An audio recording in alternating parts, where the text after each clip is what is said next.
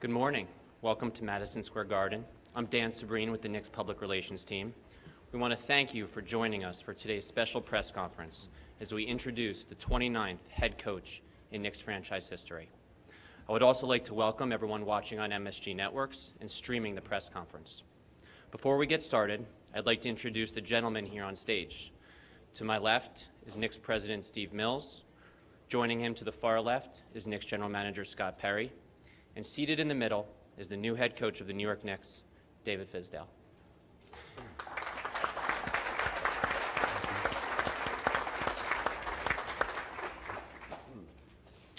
An accomplished coach, David's extensive NBA experience includes stints with Golden State and Atlanta, followed by 8 years with Miami, where he was an assistant head coach and part of 2 NBA championship teams. He then went on to become head coach at Memphis, where he led the Grizzlies to the playoffs, and now we are thrilled to have him in New York City. We would like to recognize members of David's family who are here with us, his wife Natasha and his mom Helen. Welcome to the New York Knicks family. We're also joined today by New York Knicks players Lance Thomas, Kyle O'Quinn, and Trey Burke. And Emmanuel Mudiay. Sorry, I couldn't see you there. That's right. We are now going to start with comments from Steve, Scott, and David, followed by questions from the media. Without further ado, to begin, Knicks President Steve Mills. Good morning. We're excited to be here today and introduce David Fizdale as the coach of the New York Knicks. Bless you. At the conclusion of the season, Scott and I laid out a plan that we were going to conduct a search for our next head coach. He and I identified a series of characteristics and things that were important to us and to our organization in identifying that candidate. And we made a commitment to ourselves and we made a commitment to the organization that we're going to follow through our process. We laid out the steps that we thought were important, and we were committed to not letting any external factors force us to deviate from how we thought the proper way to conduct the search needed to go. So we went through our process. We interviewed 11 candidates. We did a lot of due diligence on all of the candidates, from speaking to people within the organizations they were in before, speaking to coaches they coached against, coaches they coached with, and players that played for them, to understand and to make sure that the person we were identifying had the characteristics that we thought were important to move our organization forward, move the Knicks forward. And when we made the decision that David was the person for us, we looked at a lot of things. We looked at sort of his basketball traits, his basketball integrity. We looked at his commitment to development. We looked at his personal integrity. And we looked at his ability to communicate and lead and partner with us as we tried to move this organization forward. It's important for us to work as a team and for us to grow together and make sure that we're in a position that we have someone here who has the right presence, not only for the city, not only for our fans, but more importantly, the presence to lead the group of players that we have in our locker room. And we believe sincerely that David is that person. So we're happy to have him. Thank you, Steve. And now Knicks General Manager Scott Perry. Yes, this is a very big day for the Knicks organization, for the city of New York, and our tremendous fan base to have David Fizdale join our basketball family here. We're very excited about that. And David, we're getting someone of very high character who shares in the vision that Steve and I have laid forth from the time I came here last July. A vision that includes putting a team on the floor that is tough-minded, defensive-oriented, that's going to compete every single night, a team that's going to reflect accountability on and off the basketball floor, a team that is going to play together on the offensive end, share the basketball, and play with some pace. And looking at David's history, coming from Atlanta, Miami, and Memphis, we believe those teams represented a lot of those qualities. You know, we talked about David's pedigree of being a champion, two-time champion with the Miami Heat, 4 appearances in the conference finals. We believe that experience, among other qualities, will help lead our group of players in the right direction so we can build a sustainable winner here. Also, in going through this process, we were looking for someone who understood that this needs to be a sustainable effort, a daily grind type of effort in putting this team together. Someone who understands a systematic approach to building a successful basketball team, which we believe David brings here. He understands that one of his strongest qualities is his perseverance. I think perseverance has helped shape him be the man he is today and the coach he is today, and we believe that quality will transfer to our players moving forward. And then, as we went through the search, as Steve alluded to, and we called a number of current and former NBA players, a number of coaches and front office executives from around the league, and some common themes seemed to occur from those conversations. Tireless worker, innovative basketball mind, someone who is excellent in connecting with people and working with people, someone who holds people accountable. So all of those qualities led us to David sitting here today, our excitement, and we're really looking forward to partnering with him and building this franchise back into a sustainable winner, and that one day we hope competes for an NBA championship. Absolutely. Thank you, Scott. I am now pleased to officially introduce the new head coach of the New York Knicks, David Fizdale. Thank you, thank you, thank you, thank you. This is quite humbling to be sitting here today with you guys.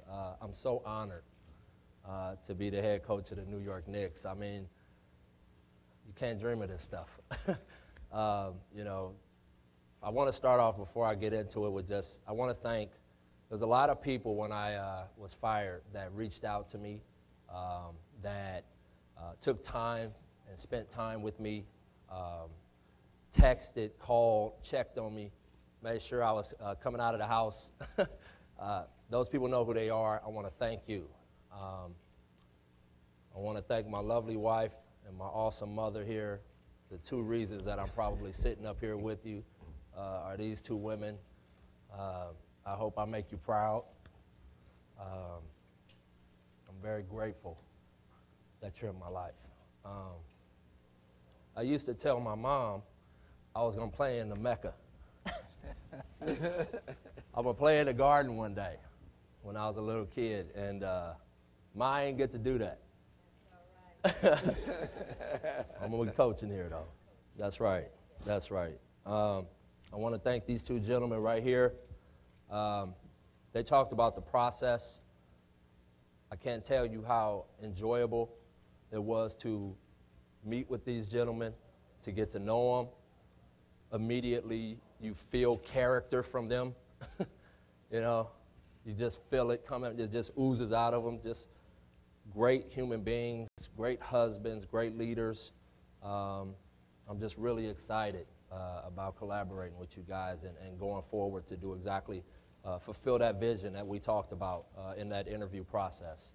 These guys really have a pointed vision that connected to me. Obviously, the history of the Knicks, I don't take that lightly. I'm so proud about that, to be coming to this city, to be integrated in this organization. I don't take that lightly. I really take a lot of pride in that, and I will carry that, and I will roll up my sleeves and work really hard, tirelessly, like you said, to build this culture, to rebuild this culture back, to give these guys a great opportunity to feel basketball success, and eventually maybe we hold that trophy together, guys, right? I want to thank you guys for coming. It means a lot, really does. You know, it's summertime, it's nice out. I think, Trey, you flew in for this. I mean, I appreciate that. That's great of you. That's cool. Moutier, we're going to get to work, kid. We're going to get to work. We're going to get you right, and you are going to be tough to defend, and you're going to be a heck of a defender. We're going to pick that up, right? Sorry, I get a little off track. I'm just really excited to see these guys. You know, they talked about the vision of defense, tough-minded, sharing the ball, pace, culture, accountability. You know, those are just words. You know, a lot of people have them on their walls. I've even put some of those words on walls in places. You know, they're very cliche in a lot of ways, but I really feel like through my experience that I've gotten to live a lot of these words and fail through these words and achieve high things with these words. And, you know, I hope that I will be able to communicate that and share that with these group of men and really collaborate. Again, I just think it takes so much to win in this league. And if one person is off in one way, it crumbles. And so, you know, for us to be here and all on the same page is really awesome for me. And everybody reached out, different people from the organization immediately when this happened. And it just showed me that there's something special about to take place right now. And I'm just happy to be a part of this deal. And again, thank you all for coming. And I'm really proud and excited to take on this challenge of being the new Knicks coach.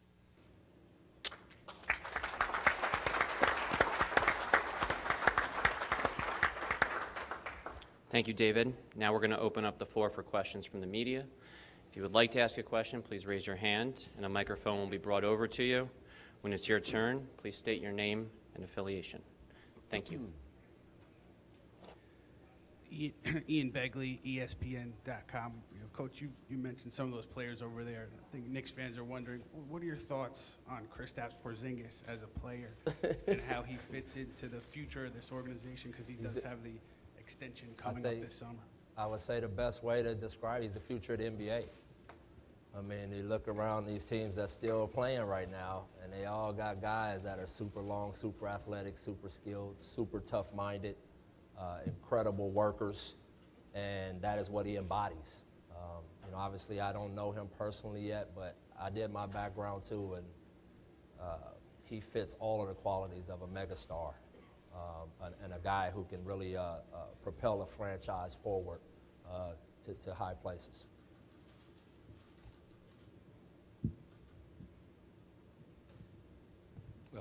Brian Mahoney, Associated Press. David, it seemed like you had a lot of options too, a lot of interest around the league from pretty much all the openings. Was there anything that kind of made this one stand out the most? Because some of the other ones might have seemed pretty intriguing otherwise. Obviously, it was humbling to have interest that, you know, it doesn't always work that way after you get fired, that you have that kind of interest. The thing that I couldn't get away from was the history and the city. And just the interview process with these guys just kept sticking to me. You know, I just felt a real connection to them. And, you know, just how many times do you get a chance to coach in the Garden? You know, it's a once-in-a-lifetime deal, and I love challenges, and I love the history of the game and trying to make history. And so, you know, when this all finally started getting really serious, you know, as much as those other teams were great, and it was an awesome process from them, I couldn't keep away from this place. Yeah, David, Mark Berman, New York Post. Okay.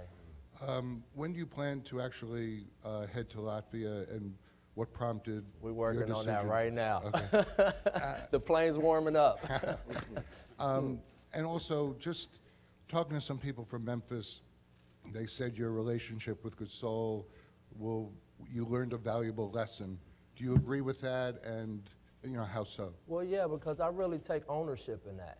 You know, where we didn't necessarily click on things. That's you know, it's my responsibility as the coach to get players to buy in and really, you know, get them to collaborate and come together. And it just, for whatever reason, we bumped head on some things. But I took that to heart.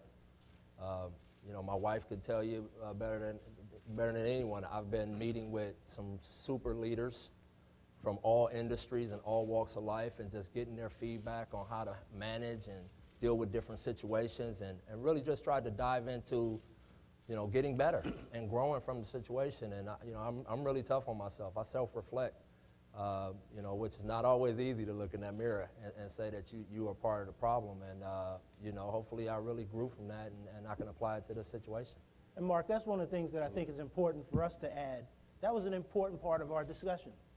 You know, when you sit in front of someone and you talk about something that was a big problem for you, you hit this wall, you hit this adversity, he owned that. He owned that issue, could walk us through what he did as a person, as a leader, as a man, to try to rectify, understand what happened, and try to make sure it doesn't happen again. And so when someone owns an issue like that, we all hit adversity, but it's how you deal with it and how you learn from it. And that's one of the things that really impressed us about David. Greg Logan of Newsday.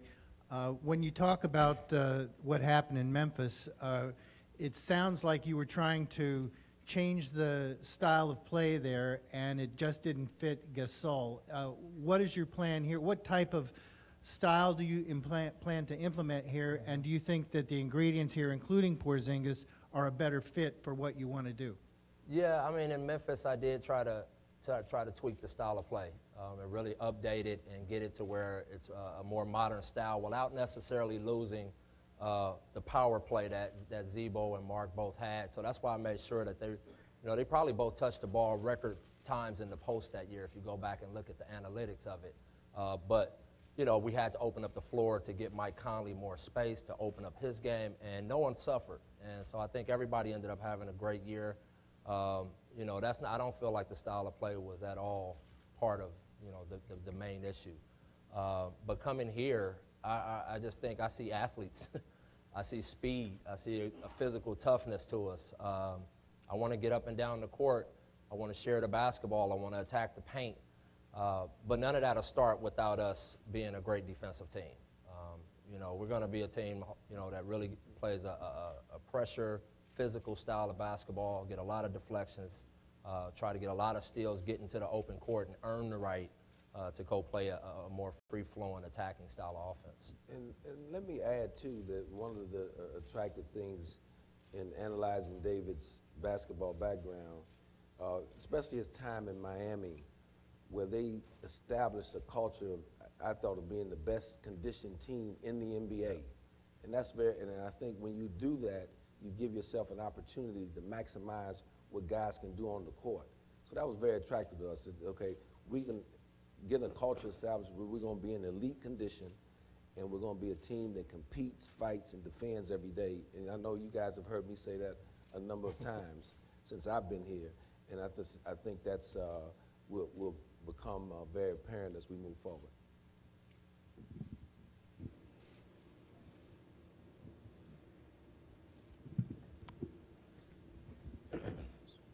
Hey, David, Yaron Weitzman from Bleacher Report. Just in terms of Porzingis, you mentioned that you see him as a megastar. Just in terms of his positioning, do you see him playing more as the lone big on the floor, playing more four next to someone else? All of it. Why limit it? Why put a ceiling on it? All right, I just see so many different ways to use them. You know, obviously, if you play them at some five, it's like that super lineup you're always seeing from these different teams. I don't even know how you match up with them from that perspective, but he can play four. I mean, if you have another speed guy at the four, he might even be able to play just positionless.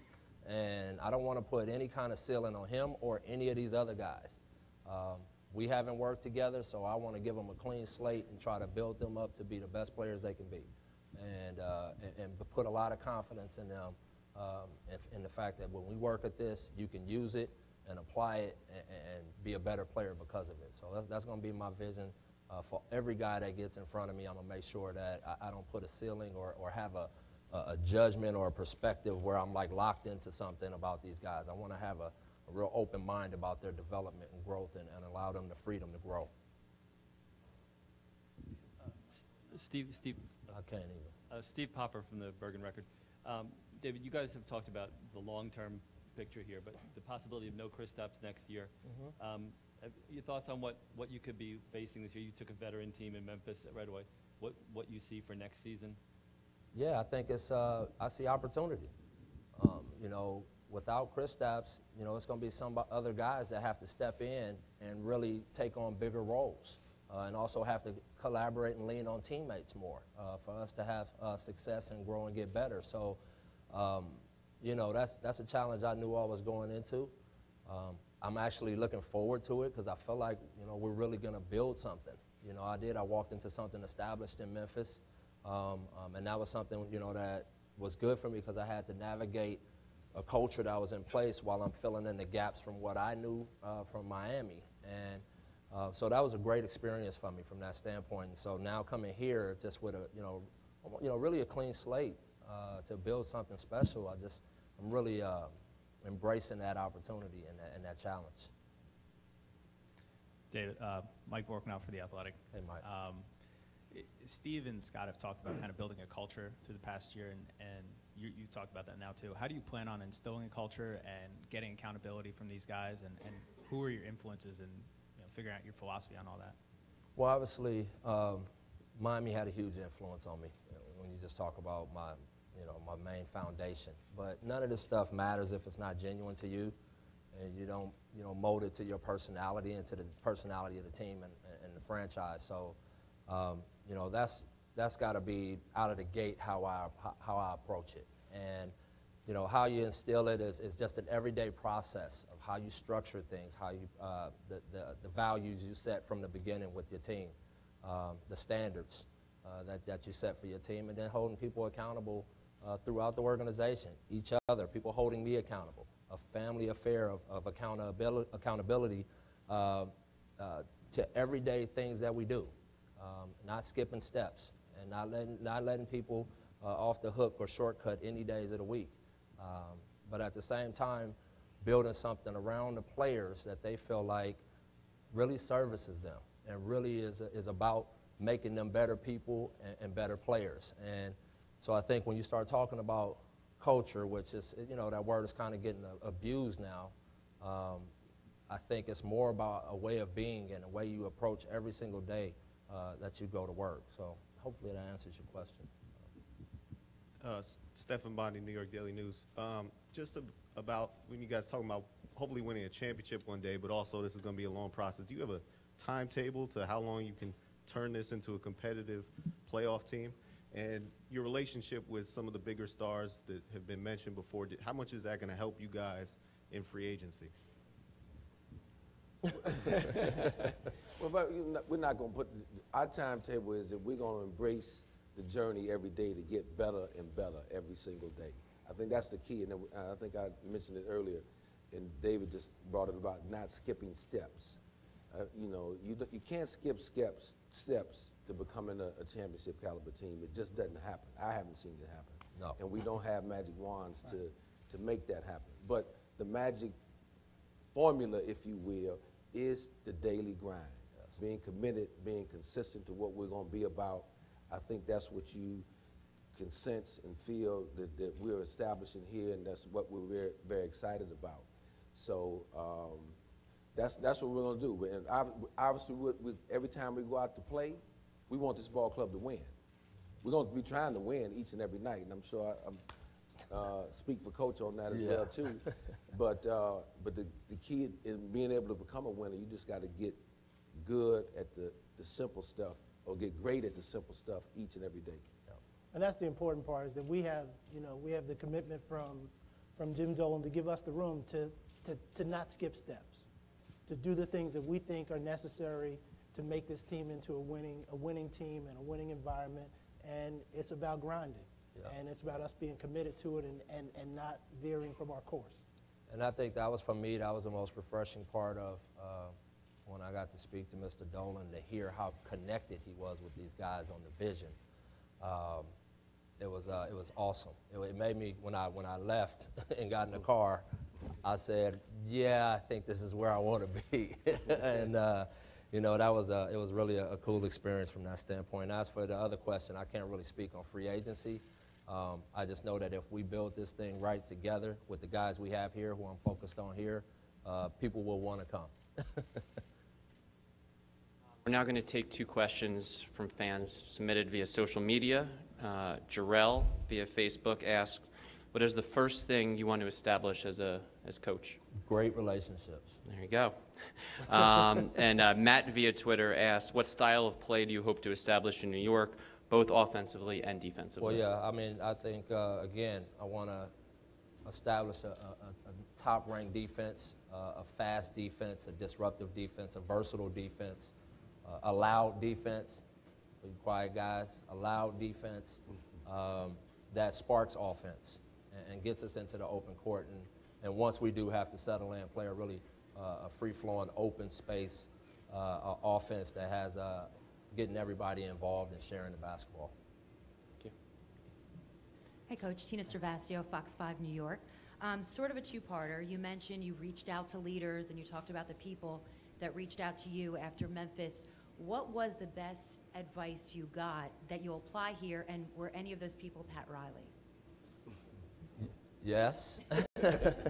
And some of the best advice I got was win your building. That's the most important thing. Win your building first and take care of home first. Take care of these guys. Make sure everybody feels good inside the building and feel valued, and everything else will fall into place after that. Yes, Pat was one of, I would say, probably spoke to me as much as anybody and took the time to check on me and give me advice through this process. And no one was more happy when he got the news about this, to see one of his guys here and coming back and doing this and taking this challenge. I'm sure right now he's pretty proud. Now, I'm going to add to that because he probably won't say everything, but I spent a lot of time talking to Pat about this hire and asking him a lot of questions. What did he think David learned from his experiences in Miami to his experiences in Memphis and then getting fired? And Pat had some real insight as to what David left Miami and planned on instilling in Memphis, what went wrong, and how he came back to talk about how do I fix this again. And Pat was very, very open about some of the conversations he had with David. And again, it gave us a lot of faith and felt good about him having learned from that experience. David, Ryan Field, ABC 7. You talk about being well-versed in the history of this place. They haven't consistently won here in a long time. What would it mean for you personally to be that guy, to build that winner, and how much did that risk-reward factor play into your decision to come here? Well, one, I'm not doing this alone, which feels great. I know that I'm tackling this with some great people. Yeah, the risk-reward thing was, I just said, to hell with it. It's the Knicks. What are we talking about here? To have an opportunity not just to coach for this franchise, but to be a part of a rebuild that gets this place back to long-term winning. I couldn't pass that up. I just felt like I don't want to look back on my life and say I didn't take this chance. I don't know how it's going to turn out. I just know that I'm going to get to work. I know I have a lot of faith and confidence in my work ethic and my openness to learning and growing and taking in support, and hopefully we can build this thing where it should be. Bruce Beck, WNBC TV. David, congratulations. Thank you. 11 coaches in the past 17 years. Why will this be different? Why will you last? I can't speak for everyone else before me. I was built by two tough women over here. They got me here. I've gone through all kinds of seasons as an assistant and now as a head coach. I feel like my experience, my personality, their vision, the way that these guys have already kind of laid down some bricks of the culture and the future going forward. And, with this city behind us, that connection and that collaboration, I just felt like I really feel like this job was for me, to be honest with you. That's the best way I can put it. And like I said, I can't speak on any coach that was here before me because they had some great coaches here who are friends of mine and that I deeply respect. But all I can do is just tell you that I know myself and the people that we're going to bring in around me And I just really feel confident that we're going to get this thing going. Simone Sandri, Gazzetta dello Sport, Italy. Aside from the Gasol situation, in the past you've been very dismissive of European basketball. Is that going to be an issue with the fact that two European players are going to be the cornerstone of the franchise? And also in the past couple of years, this team became kind of Eurocentric with the scouting and with the signing. Things are going to change with you in command now? Well, I don't know about that part, but I would say I don't know where the dismissive part about Europe came from. But I respect all basketball from everywhere. I have great friends that coach European basketball that are a lot smarter than I am. So that part, I think, you know, when it comes to that, I don't put everybody in a box that way. You know, players are from everywhere. Every player is their own individual. I have to give that person the respect as an individual, no matter where they're from. Go ahead, Scott. And let me add, as a franchise and organization, we're going to attract players wherever they are across the globe. We want the very best players to come in here to build the very best basketball team that we can build. So whether that be Europe, South America, Africa, United States, we're going to track them, we're going to follow them, and if they fit what we're about, then they're going to become a New York Knicks one day. Right. Steve, Ian Begley from ESPN.com. Just along the lines of Bruce's question, this is not to slight Coach Fizdale or what may happen from here forward, but I think 8 full-time head coaches since 2002. You know, you've been here for several of them. Just from your perspective, what do you think is different about this time, and what leads you to believe that it can be sustainable this time? I think we've seen how things can go wrong. And I've seen a lot of mistakes that have taken place, and just mistakes and maybe not the right patience in terms of trying to build things the right way. This whole notion that in New York you have to win yesterday. And we're about winning, but we're about creating something that we can win for a sustained period of time. And I think we've seen a lot of shortcuts and swinging for the fences, trying to hit home runs all the time. And Jim has given us the room to try to do it differently. And I said it the first day I came on when Phil left, that we were going to build this thing through defense and accountability and developing our players, and we're committed to doing that. So that's the difference. And we're going to stay true to that. I'm sorry. Yeah, Mark Berman, New York Post. You have 3 young, talented point guards. You know, what's guards? Okay. Guards. Well, what's the plan for Frank? And he played some off the ball. I mean, how do you see that whole situation? Throw them out there. Put them out there together. I'm about speed, skill, aggression, attacking, playmaking, and all of these guards have that ability. And so I just see a lot of versatility there. I see a lot of combinations we can throw on the floor together. Obviously, we're going to develop the heck out of them, and I'm going to keep my foot up the butt about defending. I want them, you know, really taking the challenge and expanding their game defensively, and that'll be a part of their development. And through our drill work, through our system, is really taking all these guys up another notch from a defensive perspective. So I just see a lot of skill and speed. I don't necessarily want to say who's point guard, who's this. I just see some talented guys. Brian Mahoney, Associated Press. We saw the respect that you have from, you know, LeBron and Dwayne Wade, Hall of Fame kind of players. Just wondering what you do to reach that kind of player to make you so respected by them. And for Steve and Scott, when that level of player shows the respect they have for the coach, how much did that matter into your process there when you hear those kind of things? Well, I'll start off. I think the big thing that we found, and that's obviously terrific that some of the game's greats recognized David for who he is as a man and as a coach. But the players that are not that, just the guys 1 through 15 have the reviews coming back on him were all very consistent and similar. That he invested in us. That he's going to develop you, he's going to challenge you, he's going to hold you accountable. And so I think that's the important thing, because that David has shown the ability to relate to a number of players across the board, not just the star players. And, you know, I just think he said it. That's really, you get their respect through that. Showing up every day, putting in the time with them, telling them the truth, you know, which isn't always easy, but telling them the truth. You know, a lot of times, where at least for me, it's worked where I care about them as human beings.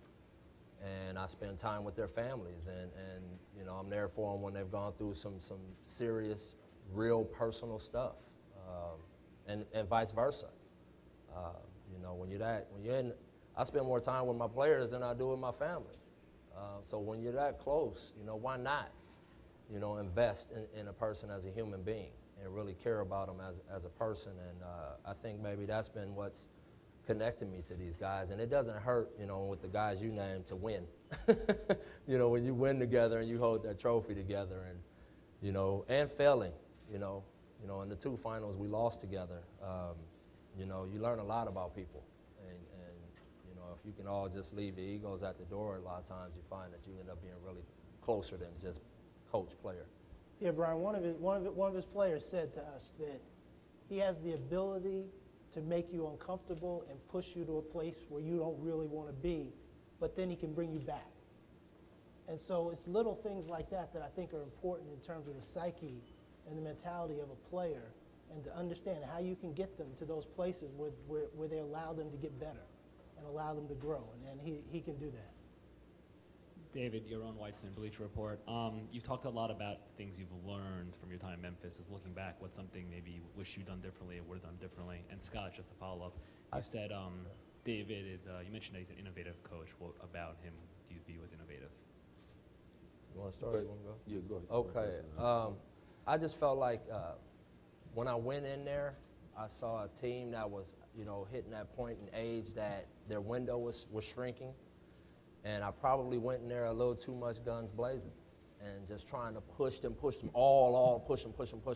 And, you know, I think I didn't let certain things grow organically and just let it happen naturally through the way we structure things. And, you know, I really took that to heart going into the summer after the first year and really tried to learn from that and come back into the season with a different approach from that standpoint. And so, you know, coming into this and you know, seeing the lay of the land now and how these guys have already laid down some bricks, I feel like it'll be a lot more smoother process from that standpoint of being able to collaborate with these guys, lay down a culture, rebuild this, and, you know, because they already had something going there, and that's a tough thing to navigate, you know, but here I feel like, you know, we're going to do this thing together, and that's going to be pretty fun for me.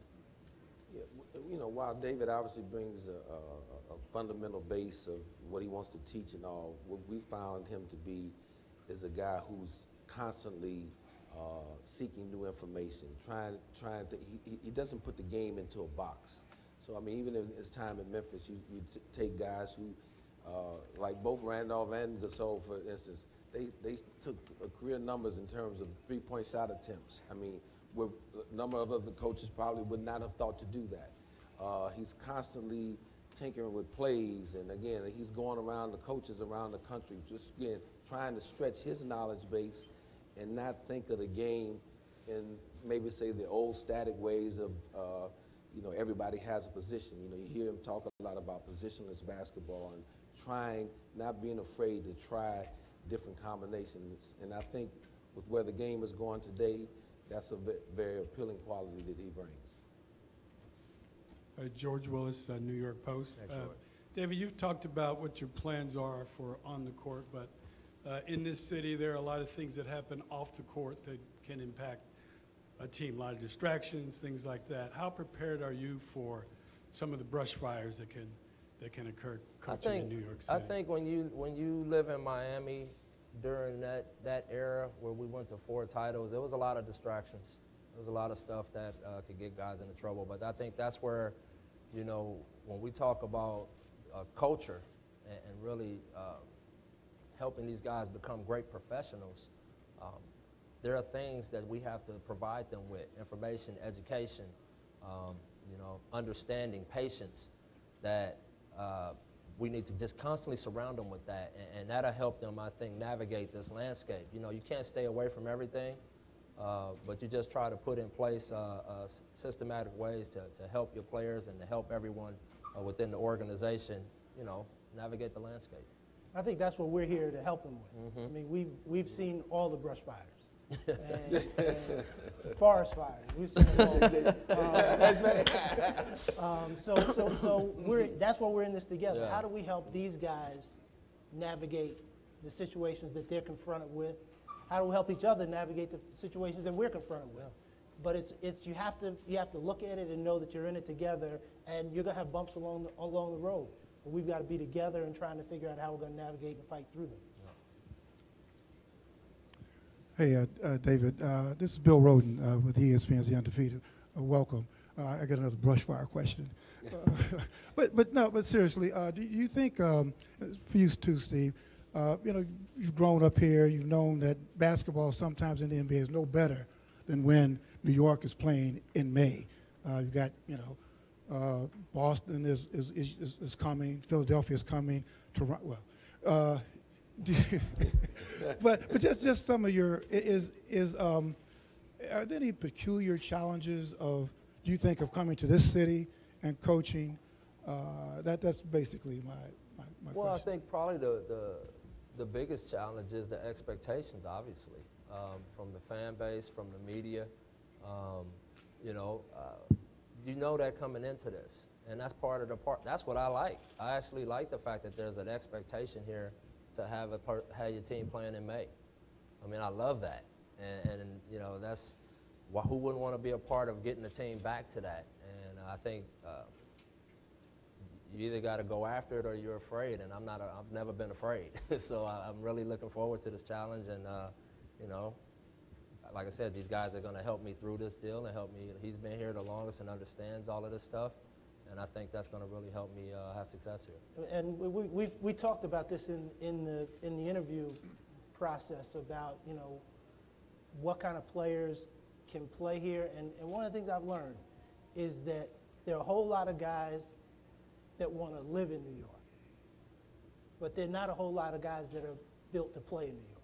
And that's part of our job, is to distinguish between those two things and find the guys who have the fortitude and the makeup to be able to survive in this place.